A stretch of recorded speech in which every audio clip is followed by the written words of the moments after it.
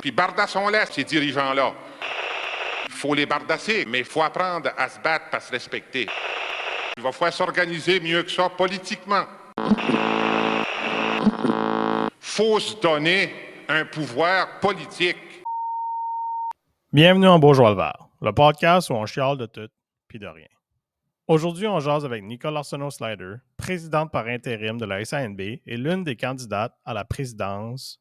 Elle nous parle de son expérience professionnelle et son expérience à la SANB, ainsi que les enjeux sur lesquels elle aimerait se concentrer si elle est élue à la SANB.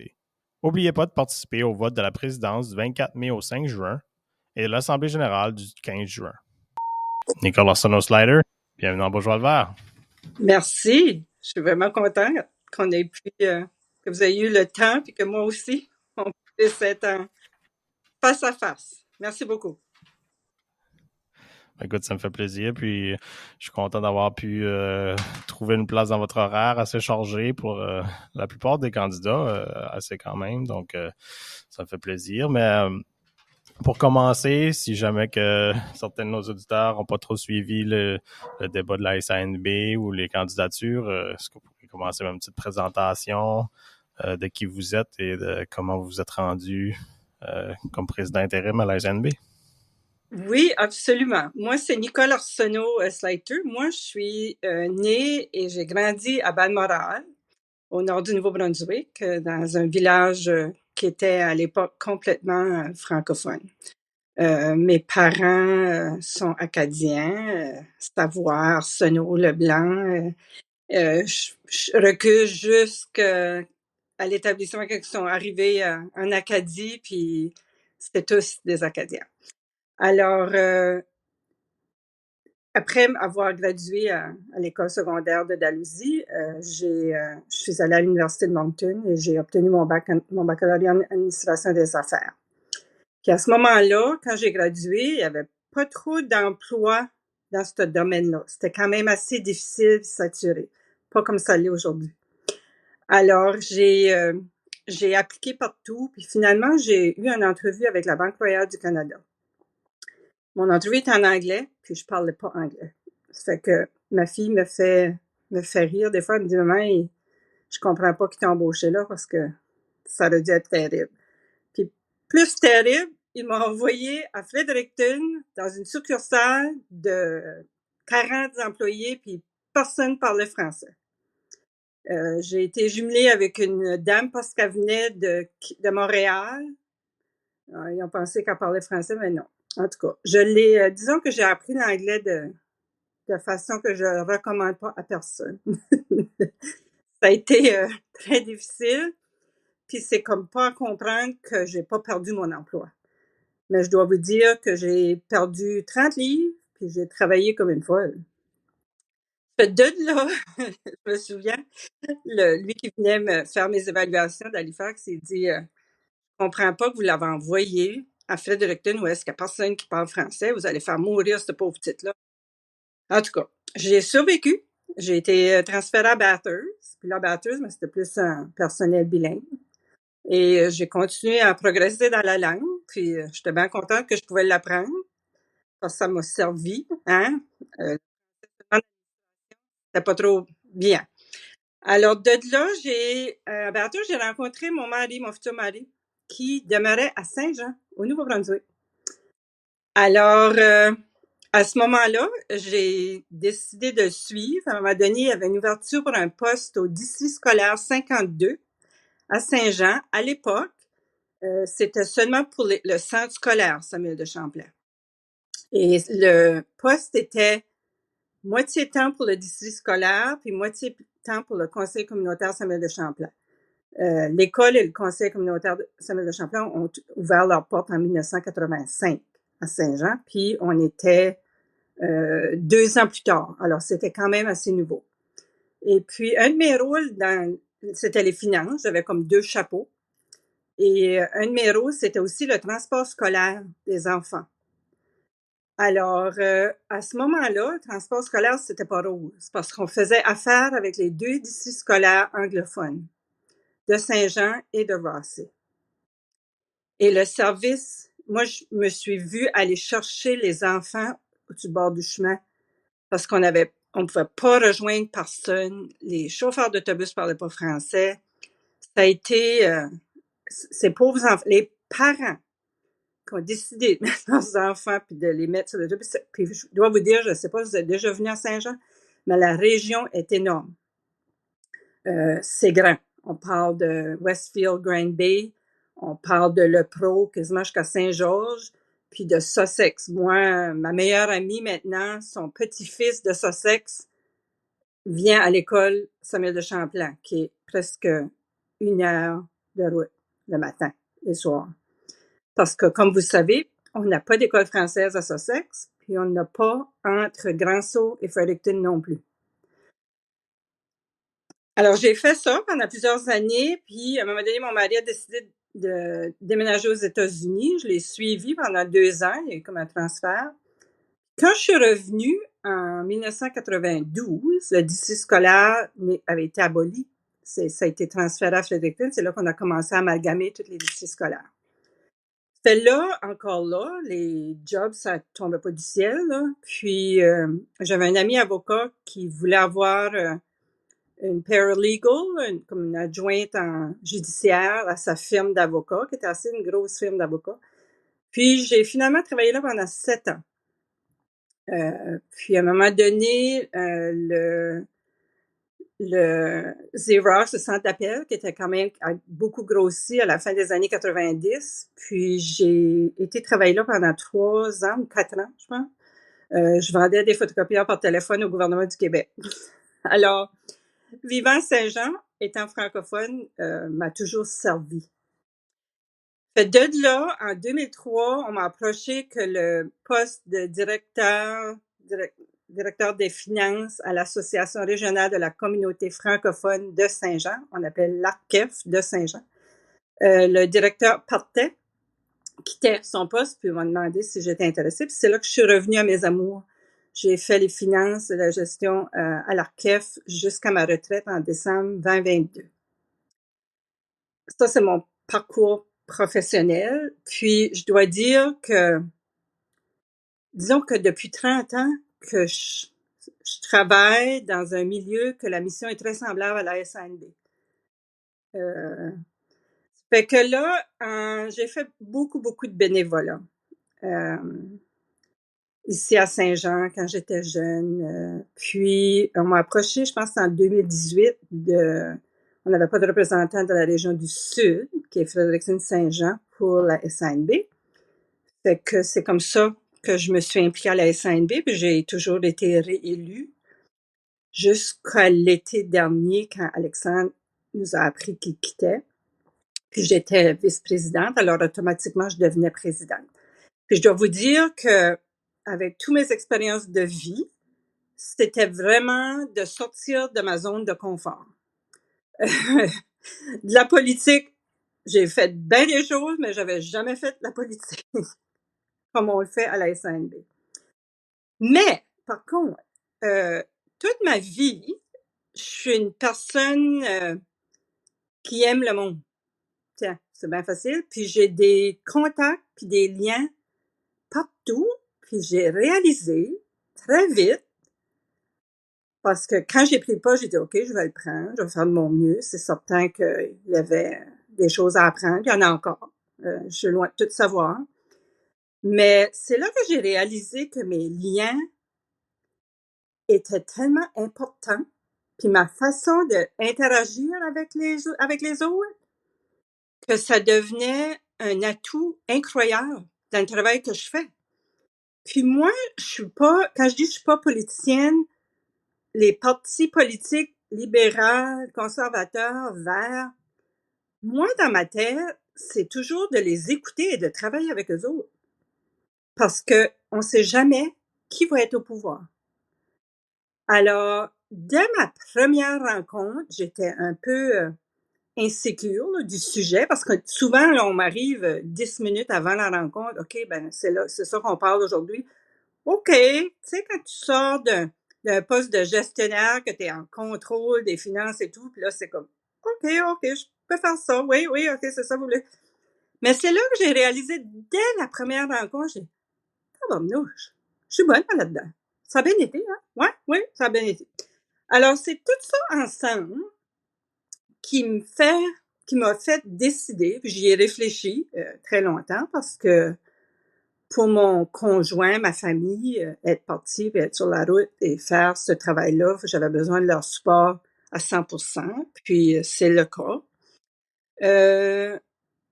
Alors, j'ai décidé de me lancer pour un autre mandat de 2 ans.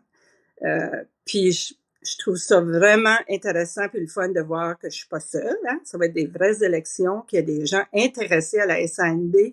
C'est vraiment, on est dans une période excitante. Quoi. Je pense que les choses s'enlignent bien, qu'on va être capable de faire des bonnes choses. Alors, ça, c'est les décisions qui m'ont fait faire ça. Puis, les dossiers de la SANB, mais disons que dans 6 mois, c'est pas long, là, pour accomplir qu'est-ce que je veux vraiment accomplir. Il y a plusieurs choses, là. En premier lieu, on a les élections qui s'en viennent. Alors, ça, c'est un gros travail de faire des liens. J'ai de bons liens à Ottawa. Si le gouvernement change au niveau fédéral au Parti conservateur avec Poilievre, ben le seul député, on peut dire qu'il sera réélu, mais le seul député qui parle seulement français au Canada de la région de la ville de Québec, M. Joël Godin, j'ai une très bonne relation avec lui. Et puis, au niveau des libéraux, ben c'est certain, c'est eux qui sont en pouvoir. Moi, j'ai grandi voisine de René Arsenault, qui est le président du comité des langues officielles à Ottawa. À chaque fois que je vais à Ottawa, moi, je fais certaine d'aller à ces rencontres-là.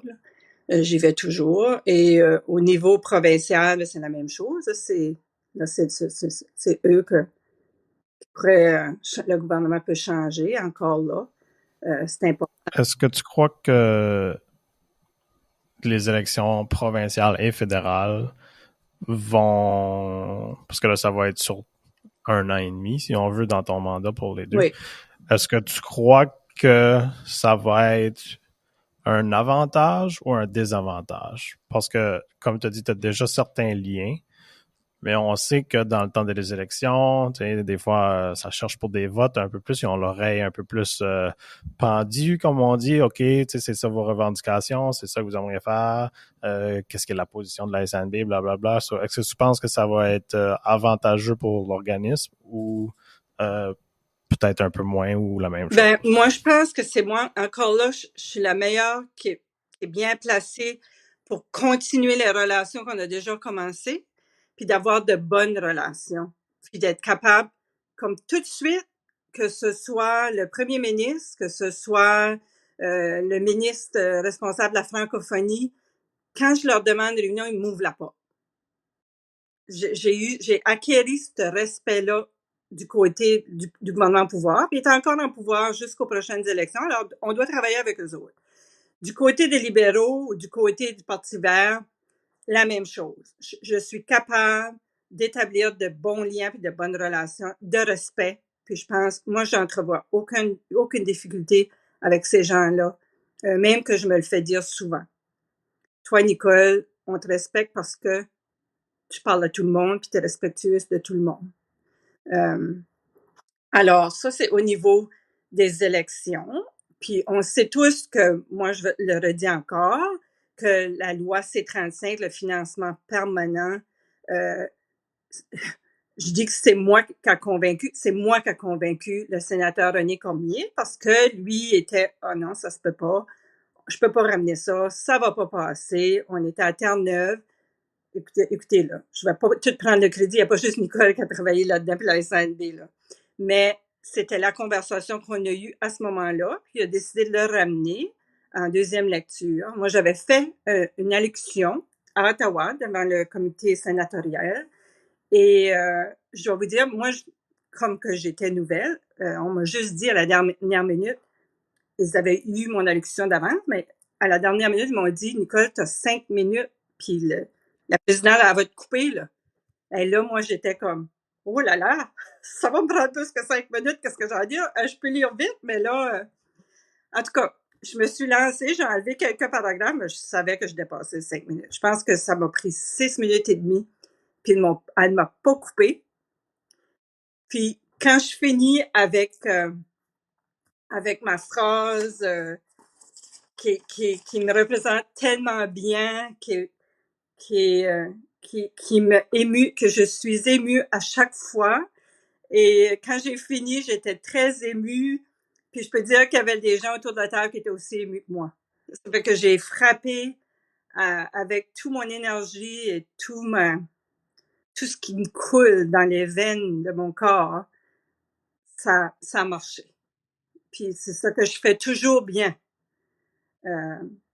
Puis ça compte dans un poste. Tu sais, au début, quand j'arrivais là, j'ai dit, ben, OK, moi, les lois, puis moi, je suis pas avocate, puis c'est pas mon domaine. Comment je vais faire ça, là? Puis tout de suite, on m'a rassuré, on a dit, Nicole, ces gens-là, les députés, puis les gens qu'on fait affaire avec au niveau fédéral, provincial, la majorité du monde, c'est comme toi, c'est des gens de la communauté, ils représentent la communauté. Puis qu'on arrive là, puis on parle d'affaires de juges, puis de loi, puis tu sais, eux autres, après 2 minutes, là, ils en ont eu assez. Ben moi, quand j'arrive, puis que j'avais mon histoire, que je dis, mon ami que je travaillais avec, là, qui avait pas de place en service de petite enfance, en garderie, à Saint-Jean, elle a dû mettre ses enfants se faire garder en anglais, parce que nous autres, à Saint-Jean, moi, j'ai élevé une fille. Puis on n'a pas grand-maman, puis on n'a pas ma tante, puis mon oncle, là, qu'on peut appeler, là, dire, OK, là, je suis mal pris, là, j'ai pas de gardienne.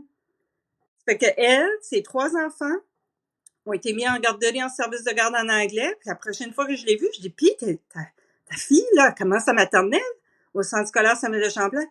Elle dit, Nicole, j'ai honte. J'ai honte. Mes enfants parlent plus français.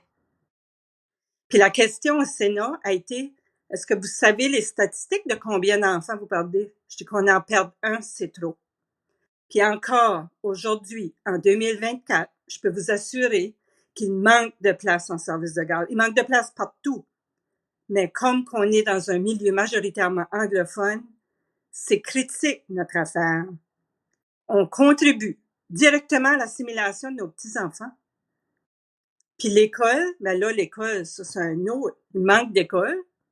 Parce que moi, je pourrais, ayant fait ma vie adulte ici, je pourrais vous raconter des histoires des Robichaud, des Leblanc, des Arsenault, des Pelletier, des Ouellette, qui sont venus travailler à Saint-Jean avec leur famille, pas d'école française. Qu'est-ce que vous croyez qui est arrivé à toute cette génération-là? 2, 3 générations assimilées. Puis avec notre loi Nouveau-Brunswick, si tes parents n'ont pas été à l'école française, tu peux pas, les petits-enfants peuvent pas accéder à l'école française. Alors, on a encore beaucoup, beaucoup de travail à faire. Là, ben, ça m'amène à d'autres points qu'on a travaillé très fort puis qu'on continue. On a eu des gains, mais il en manque encore. Au niveau de l'immigration, on a un rattrapage énorme à faire. On le voit dans les statistiques, à chaque année, on régresse. Hein? Nos services, vous le savez, vous êtes à Kedgewick, c'est ça, je pense? Kedgewick 50 ans, c'est dans cette région. Mais moi, je vais souvent à Balmoral, là. Mes parents sont encore vivants. Et je m'en rends compte à chaque fois qu'on a de plus en plus de services en anglais. Le foyer de soins des aînés à Campbellton, au village, je pense qu'on... Tout le monde se tire la corde, on a besoin de main-d'œuvre partout, on peut pas en trouver. On fait venir des immigrants qui parlent juste anglais. Alors, on a encore beaucoup de travail à faire. Ça, c'est un dossier que je veux vraiment, que quand je suis à Ottawa, que je fais beaucoup de lobbying, puis c'est compliqué, l'immigration. Je parlais à un entrepreneur qui avait une famille, que ça a pris du temps, ben ça a pris presque 6 mois avant qu'ils aient leurs documents, qu'ils peuvent mettre les enfants à l'école puis se travailler. Puis il dit, Nicole, il dit, j'appelle partout, puis personne ne me répond, puis j'ai pas de réponse. Alors, il y a beaucoup, beaucoup de travail à faire là. Il y a eu de l'amélioration, mais il y a encore du travail à faire là. Et à la SNB, on n'est pas différent. Personne ne veut parler de ça, mais moi, j'en parle parce que c'est mon background, la gestion, le financement. On peut juste on est tellement ambitieux, on a été ambitieux dans les 2 dernières années, on est allé chercher des argents au Fonds de l'avenir, le même montant qu'on avait été chercher comme pour une période de 10 ans avant, là. Ça fait qu'on a, mais on pourrait encore en faire plus. On pourrait encore en faire plus si on avait plus les moyens. Quand on n'est pas impliqué, quand on s'implique pas ou qu'on a un petit recul, c'est souvent à cause de ça. Parce que moi, quand j'ai accepté la présidence à l'automne dernier, en septembre, je peux vous dire que la situation financière n'était pas rose. Puis elle s'enlignait pour être loin d'être rose. Puis comme directrice des finances, j'étais très inquiète d'arriver au 31 mars avec un gros déficit. Puis ça fait que, encore là, à Ottawa, partout ce que j'ai pu aller, j'ai travaillé fort avec l'équipe, on a travaillé comme des malades. On a réussi à arriver pas mal à zéro, puis je suis pas mal fière de ça, parce que commencer une nouvelle année, qui que ce soit qui va être le président, puis administrer un budget qui est déjà déficitaire, ben c'est loin d'être facile. Alors, c'était un point très important pour moi. Durant le débat, si je me trompe pas, vous aviez mentionné quelque sorte de nouvelles stratégies, justement, que vous pensiez peut-être développer pour aider Oui, avec la situation financière. Je oui, sais pas si vous voudriez parler de ça un moi, peu. j'allais juste m'aligner à ce point-là. À l'avenir, maintenant puis à l'avenir, surtout si on change de gouvernement fédéral, on a des risques que nos subventions vont être coupées. Alors, plus que jamais, il faut vraiment réfléchir, travailler ensemble avec les organismes. Puis nous, on a déjà fait un pas de l'avant là-dessus. Notre directrice des finances à la SNB, on a embauché un aide avec elle, puis elle fait maintenant la comptabilité pour 2 autres organismes au Nouveau-Brunswick francophone. Alors, ça se faisait déjà en Nouvelle-Écosse, mais là, alors chacun paye sa part, puis comme on le sait tous, on est tous tirés, on n'a pas d'argent tiré par les fenêtres, là. Ça fait l'affaire de tout le monde. C'est un projet pilote qu'on commence, mais jusqu'à cette heure, ça va très bien. Puis à un moment donné, mais il va falloir peut-être se partager d'autres services entre nous autres pour arriver à avoir un service qui fait du bon sens, là. Moi, j'entrevois ça qu'on n'aura pas le choix de faire ça. Parce que tous les coûts augmentent. Juste la gasoline quand on voyage. Nous, c'était l'hiver, oui, là, mais on a tout arrêté les voyages. Tu sais, on parle des hôtels, tout coûte plus. Puis, je veux dire, on a eu 12% d'augmentation avec Patrimoine canadien cette année, mais ça couvre pas les dépenses d'extra. Puis aussi au niveau des employés, là, la compétition est féroce au point de vue des salaires. Alors, on a à réfléchir ensemble avec tous les organismes. Puis c'est une autre chose qu'on fait bien avec la SNB. On travaille beaucoup avec tous les organismes francophones de notre communauté. On a une équipe Acadie qui s'en vient avec le thème éducation. Alors, ça va être à suivre, ça va être intéressant. J'ai hâte dans quelques semaines. Et puis là, je ne sais pas si vous avez lu l'Acadie Nouvelle ce matin. Non? Bon, ben, j'avais fait une entrevue au sujet des résultats du commissaire aux langues officielles, M. Théberge, qui dit qu'il n'y a pas de plaintes. Les plaintes sont moins. Ben, écoutez, il y a moins de plaintes parce que on est fatigué. Le commissaire, il n'a pas tout de pouvoir. Hein? Puis moi, je ne sais pas si vous en avez déjà fait. Moi, j'en ai déjà fait, mais c'est long, laborieux à remplir tous ces formulaires-là. Puis à la fin de la journée, moi, j'ai à dire, c'est pas qu'il y a moins de plaintes. Il y en a plus. Puis je pense qu'on est fatigué. Puis moi, je suis inquiète que on contribue encore. C'est l'assimilation qui se passe. C'est une contribution directe à l'assimilation qu'on se plaint plus, on accepte. Pensez-vous que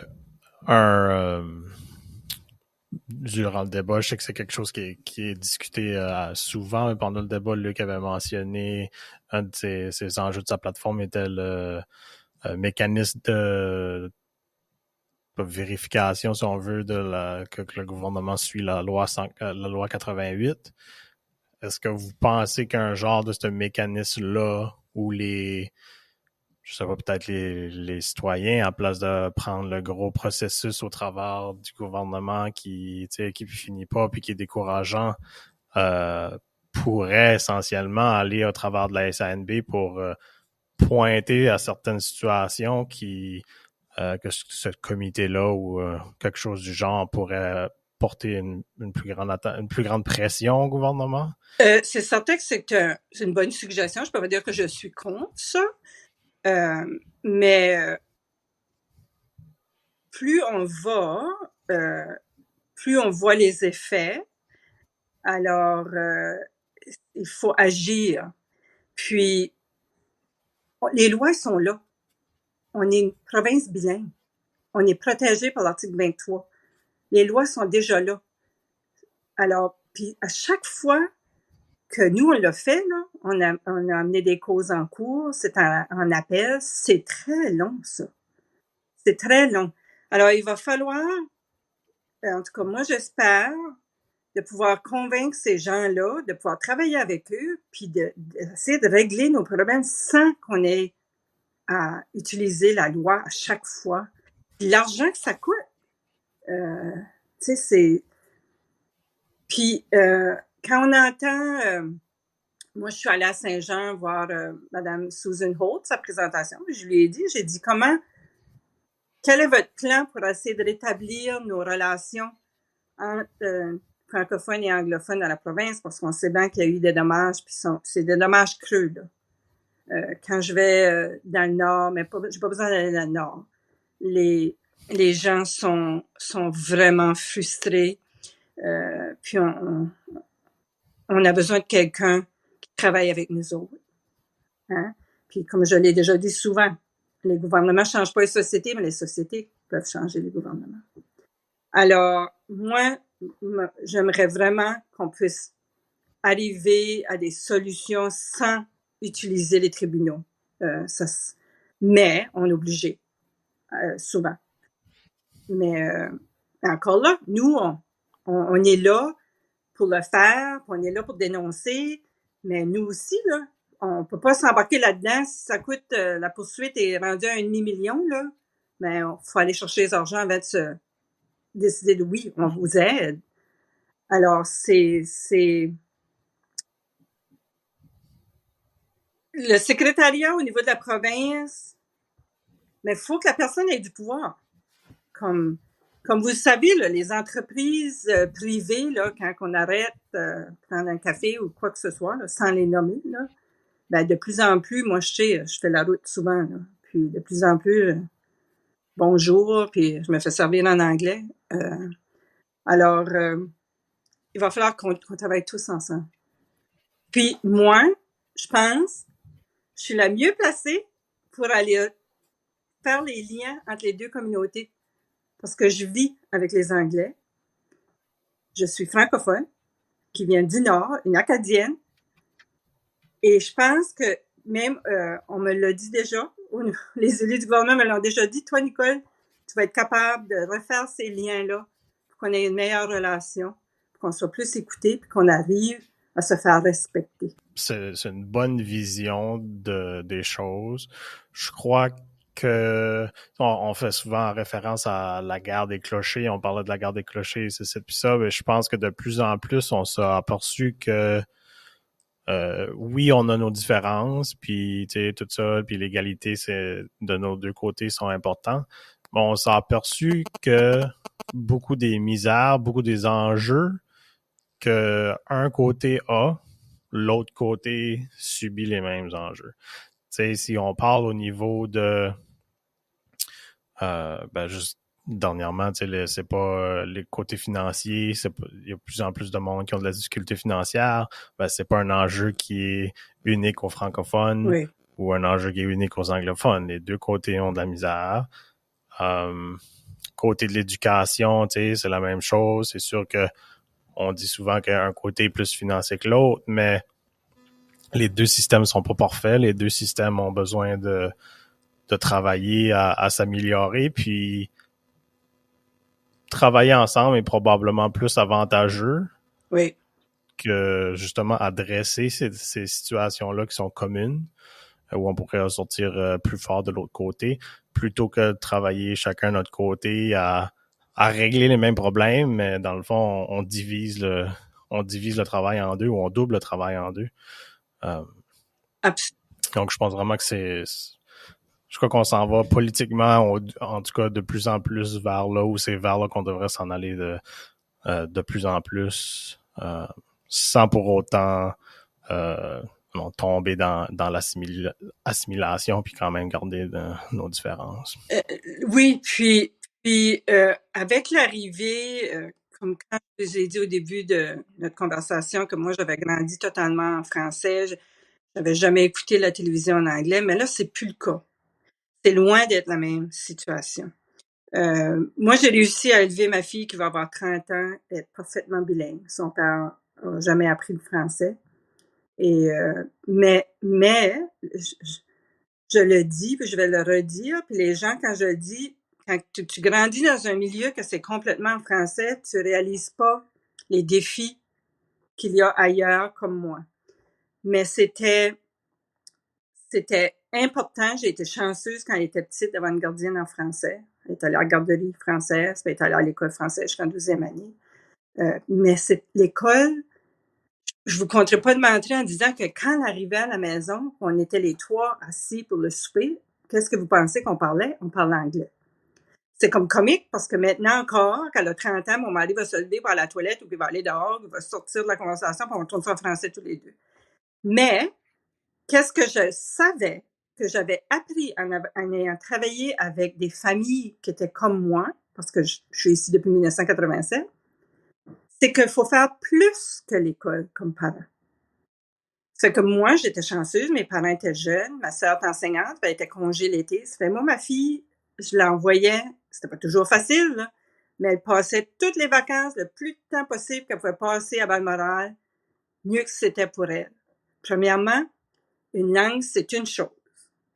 Mais pour garder sa langue et sa fierté, il faut la culture.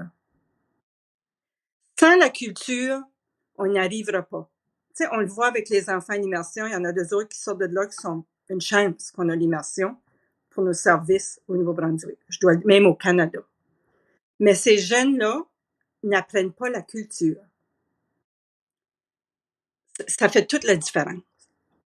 Il faut que ces deux-là aillent ensemble. Puis là, on sait bien que les artistes en art et en chant, etc., se démarquent comme c'est pas croyable, là, les artistes du Nouveau-Brunswick, mais eux aussi ont besoin d'aide.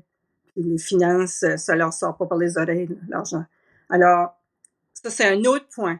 Il faut travailler comme province si on veut continuer à faire vibrer notre langue. Puis là, on a tout le groupe des immigrants qui arrivent qui parlent français. Mais eux aussi, il faut les accueillir. Il faut les faire sentir chez eux, chez nous. Hein? Et il faut, malgré tous nos accents, c'est ça qui fait la beauté. Quand que Susan Hope parle du français au Nouveau-Brunswick, c'est notre apport au niveau économique, au niveau de tous les niveaux. Ce qui fait cette province-là unique, il faut continuer, il faut pas la perdre. Mais attention, perdre ta langue française, puis attraper la maladie de la langue anglaise, c'est pareil comme une maladie, ça. Je peux vous dire que ça s'attrape terriblement vite. Puis parfois, on réalise pas comment vite que tu peux perdre une langue. On en a dans toutes nos familles. Pour garder une langue, il faut la parler. Sinon, on cherche nos mots, c'est plus facile. Puis même avoir élevé ma fille, qui va avoir 30 ans, elle travaille au centre cardiaque où est-ce que tous les patients de la province viennent, puis elle est là pour les desservir dans leur langue. Puis je suis pas mal fière de ça. Mais elle, si elle marie un anglophone, puis elle a des enfants, ça va être à suivre. J'espère que je l'ai bien convaincue. Puis j'imagine que oui. On n'est pas rendu là, là. Je suis pas encore grand-maman, j'ai hâte, mais je ne sais pas. Mais elle va avoir le défi. Là, ça va être le temps de laisser la SANB puis probablement être la gardienne de mon petit-fils ou ma petite-fille parce qu'il n'y a pas de garde en français. Ouais, le chien garde la langue française dans la famille. Oui. Non, c'est vraiment... Je suis vraiment d'accord avec ça, là, surtout l'aspect de la culture. J'ai vu quelqu'un récemment sur Facebook qui disait dans la région de Moncton qu'ils avaient décidé cette journée-là de parler en français en premier au lieu de en anglais, parce que moi j'ai l'habitude aussi, je le dis juste en anglais, c'est juste plus simple parce que sinon je me comprenne pas ou des choses comme ça. Puis elle dit la personne vraiment parlait pas trop français, mais ils sont forcés, ils ont vraiment bien, ils ont été capables de prendre la commande puis ça a fait comme un échange qui était quand même assez plaisant, les deux communautés ensemble, puis ça marchait. Puis je me dis je vais faire la même chose, puis là j'arrivais quelque part, puis c'est comme non, on parle pas français, je sais pas. J'étais comme je vais continuer d'essayer au moins. Il faut continuer d'essayer. Puis moi, je vais vous dire, ma mère qui parle pas anglais, puis mon père, il parle pas anglais. Ils se débrouillent, là. Mais ils sont venus souvent là, me visiter à Saint-Jean, puis ma mère disait tout le temps, Nicole, partout ce qu'on on va magasiner, on va au restaurant, je réussis à me faire servir en français. Parce que les enfants qui ressortent de l'immersion française ici à Saint-Jean, c'est souvent eux qui travaillent dans ces places-là. Puis eux, ils sont contents de pouvoir pratiquer. Alors, la minute qu'ils reconnaissent un accent, ben, ils vont le pratiquer. Ça fait qu'elle a toujours été bien. Tu sais, on dit Saint-Jean, Saint-Jean, Saint-Jean. Ben, moi, j'ai quand même des belles histoires. Moi, j'invite la mairesse, puis son mari, puis tous mes amis anglophones pour le 15 août, puis tous mes voisins, là, décorent pour le 15 août avec les drapeaux. On fait la fête, puis souvent, je trouve que les anglophones d'ici sont vraiment curieux. Beaucoup de mes amis croient au bilinguisme. Leurs enfants sont allés en immersion. Beaucoup d'entre eux peuvent fonctionner dans les deux langues. Alors,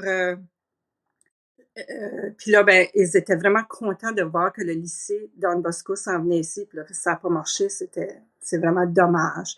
Parce que ça aurait vraiment été du positif pour tous les francophones du Nouveau-Brunswick si on aurait pu avoir cette école-là à Saint-Jean. Juste avoir les gens sur la rue, parce que c'était au centre-ville, là, d'avoir des enfants, des employés qui parlent français, ça aurait été merveilleux. Mais ça n'a pas marché, mais on ne sait jamais. Peut-être qu'on aura l'occasion de l'avoir à nouveau dans le futur, on espère.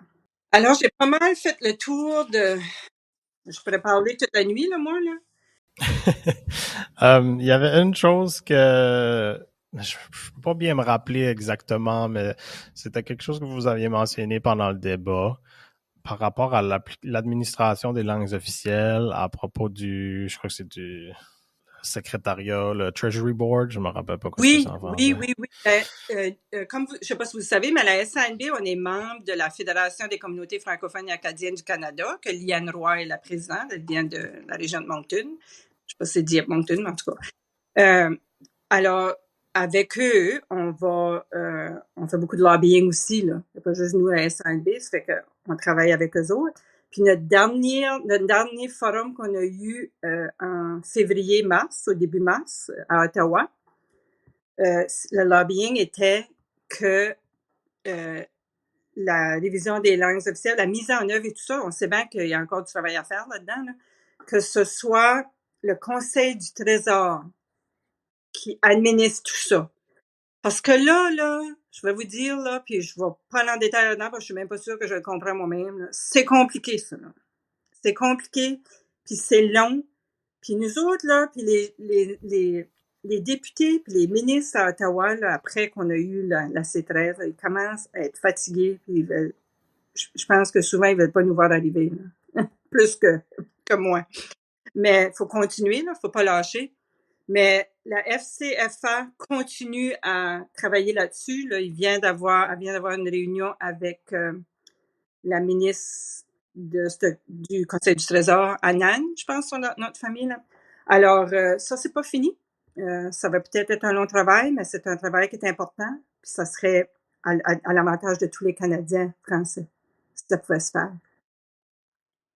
Parce qu'en ce moment, qui est en charge de ça, ou c'est-tu parce qu'il y a personne qui a l'autorité de s'occuper de ce côté-là? Patrimoine Canada, qui fait partie, mon Dieu, là, tu me poses une question, le ministère fait partie c'est pas le Conseil du Trésor, ça fait partie d'un ministère. Et puis là, de manière que les transferts se font aux provinces, c'est difficile avoir des réponses, des bonnes réponses, puis qu'on soit bien desservi. On trouve que ça, c'est beaucoup plus simple. Alors, c'est ça qu'on travaille dessus, puis on espère que ça va se réaliser. Non, le Conseil du Trésor a beaucoup d'implications aussi avec plusieurs comme le gouvernement fédéral, si que les employés vont en grève, c'est le Conseil du Trésor qui négocie avec ça. Fait que l'application des langues officielles avec les unions, tout ça, ça qu'on va main dans la main. Je l'ai dit avec tous les autres candidats et presque toutes les entrevues que j'ai faites jusqu'à présent. C'est vraiment et tu l'as mentionné un peu plus tôt, c'est vraiment intéressant de voir l'élection où 3 participants, premièrement, comme tu as dit, pas juste un participant, puis pas juste 2, parce que des fois 2, on dirait que, je sais pas, juste avoir un 3e participant, ça porte plus à réflexion, parce que c'est pas autant simple que faire pile ou face, si on veut. Puis 3 participants avec un différent background, mais tout autant compétents. Et puis, une vision distincte, sans pour autant délaisser ce qui fait l'essence de la SANB. On l'a vu pendant le débat, il y avait beaucoup de choses que vous étiez tous d'accord dessus, que les enjeux qui sont importants, la base est là vraiment.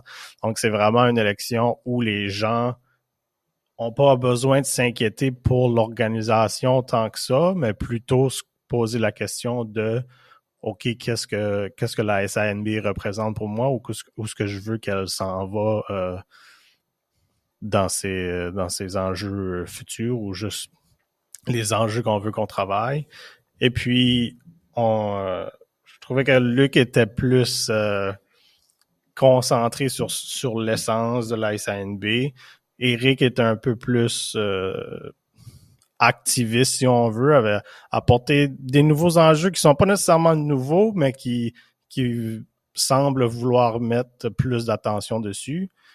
Et de ton côté, je trouvais vraiment que c'était, et je crois que tu l'as bien mentionné encore aujourd'hui, l'idée de collaboration au front de tout le travail de la SANB, que ce soit un chien de garde politique qui est quand même prêt à travailler avec n'importe qui, comme tu as dit, ou qui se doit de travailler avec n'importe qui.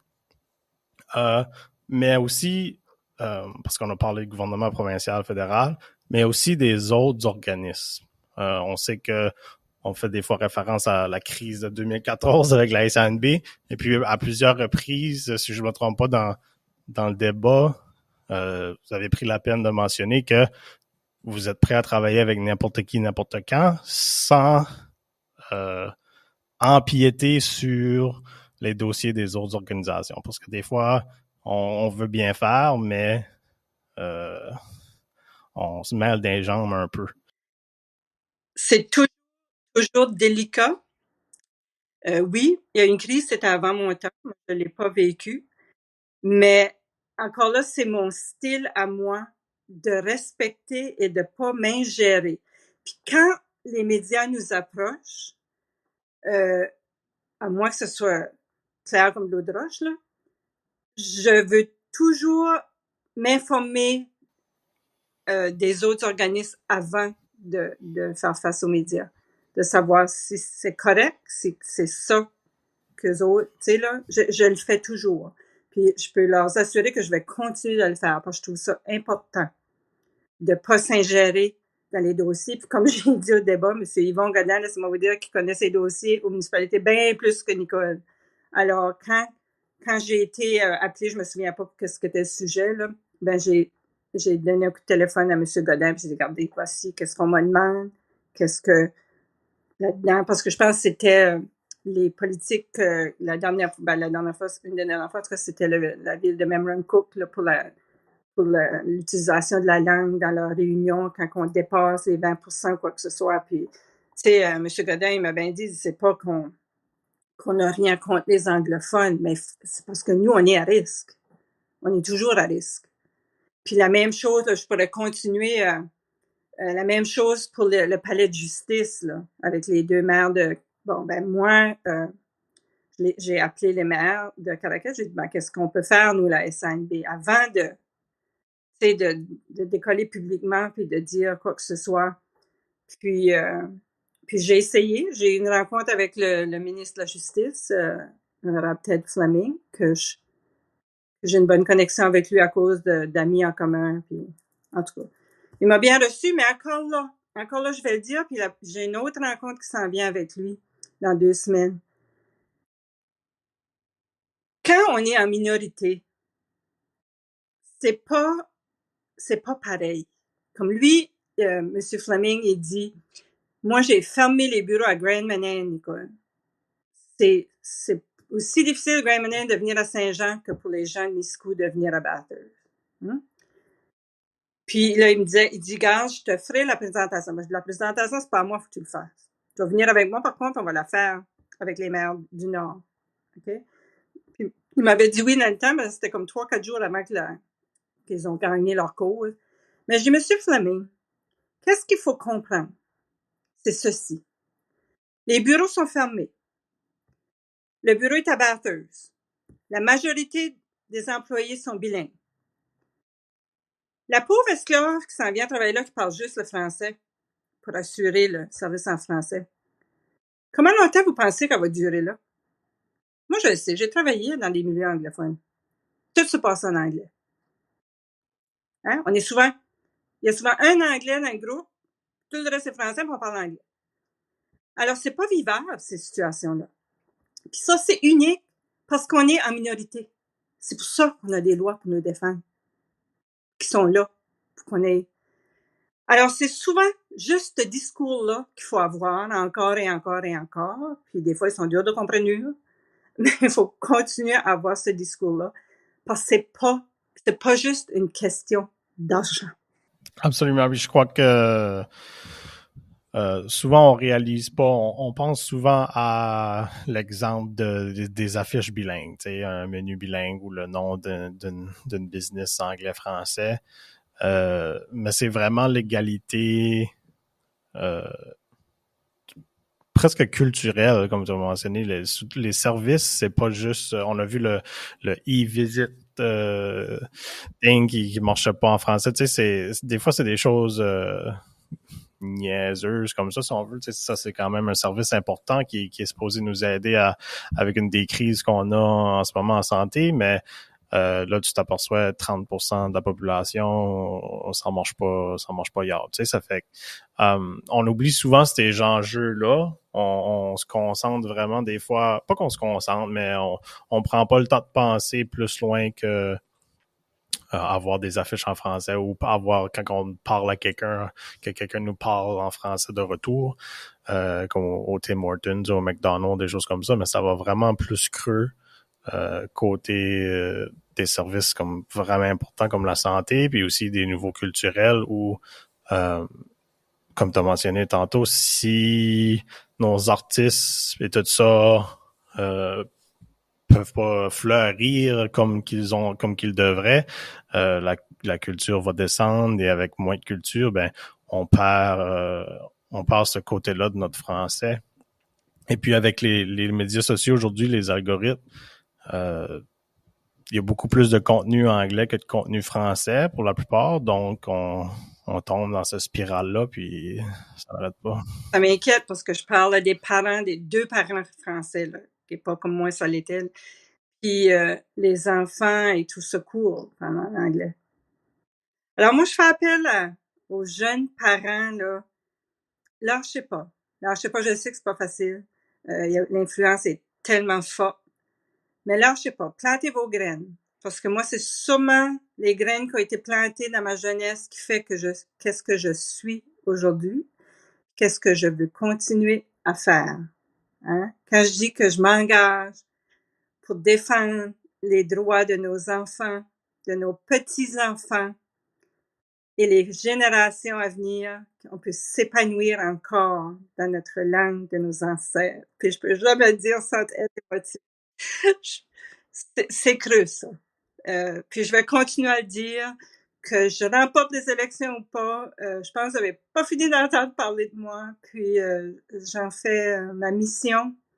Et c'est une passion aussi. C'est plus qu'une mission, en tout cas. Je vais continuer, puis j'apprécie que vous m'aviez donné le temps de me faire connaître un peu plus, parce que j'ai vraiment pas les fonds et les moyens de faire le tour de la province et le temps de le faire avant les élections. Alors j'adore que vous faites ça. C'est un bon moyen, puis j'espère qu'il y a beaucoup de gens qui vont l'écouter. Et j'aimerais dire, parce que là, ça fait plus qu'une heure, attends, c'est la journée internationale contre l'homophobie, la transphobie et la biphobie.